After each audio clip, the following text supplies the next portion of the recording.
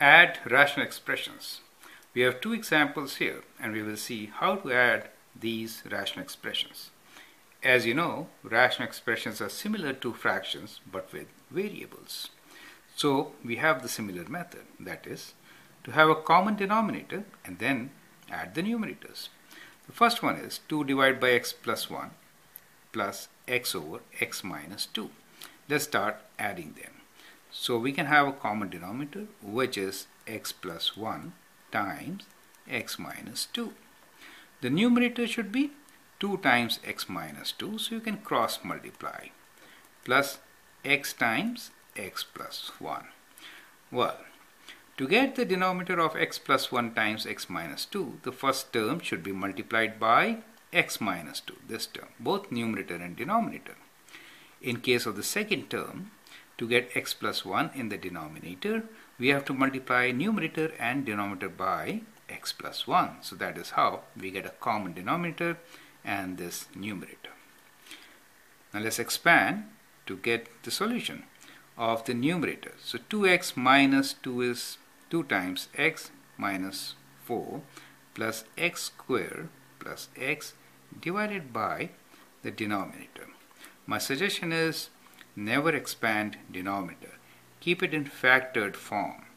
There are times when the numerator may have a factor which could be cancelled out.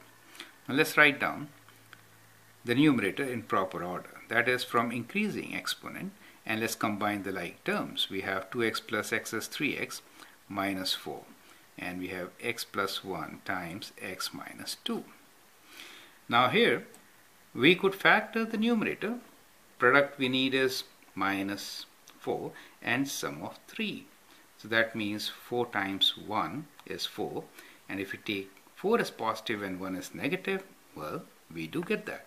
So we get x plus 4 times x minus 1 divided by x plus 1 times x minus 2. Now in this case, as you can see, x plus 4 times x minus 1 divided by, so there are no common factors, so that is our answer. Well, in this case, we should remember that the restrictions are that x is not equal to minus 1 or 2, since these values will give denominator as 0.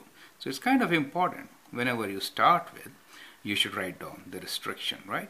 So I should have written here that x is not equal to minus 1 and plus 2, and that should be included in our answer also, right? So in this case, the answer is x plus 4 times x minus 1 divided by x plus 1 times x minus 2. Now let's do the next problem, which is 1 plus x divided by x minus 1. Now, how to do it? Well, we do have a common denominator of x minus 1, so let's keep x minus 1 as a denominator. The numerator, 1 should be multiplied by x minus 1, and x should also be multiplied by x minus 1, correct? So let's do that. Basically, 1 plus x gets multiplied by x minus 1. You can treat like this also, right? Times x. So that becomes the numerator. Let's simplify. It is sum and difference of products, so it gives me what? So 1 minus 1, right? X squared minus 1 is our numerator, right? So we get x squared minus 1 plus x divided by x minus 1. Now let's rearrange this. We get x squared plus x minus 1 divided by x minus 1 as the result of this addition, correct? Now this cannot be factored further, so that is our final answer. Remember, when you write your answer, write down the restrictions. In this case, x is not equal to plus 1, since that is going to make the denominator 0. So that is how we do these questions. I hope the step which we have taken here is clear to you. We could have done it like this also. You could have multiplied 1 by x minus 1 and then x by x minus 1 and then add x and then divided by x minus 1. That was also correct. Anyway, you get the same result. So you get what? X minus 1, x squared minus x plus x, right? So when you divide this by x minus 1, this is equal to x squared minus x plus x is 0.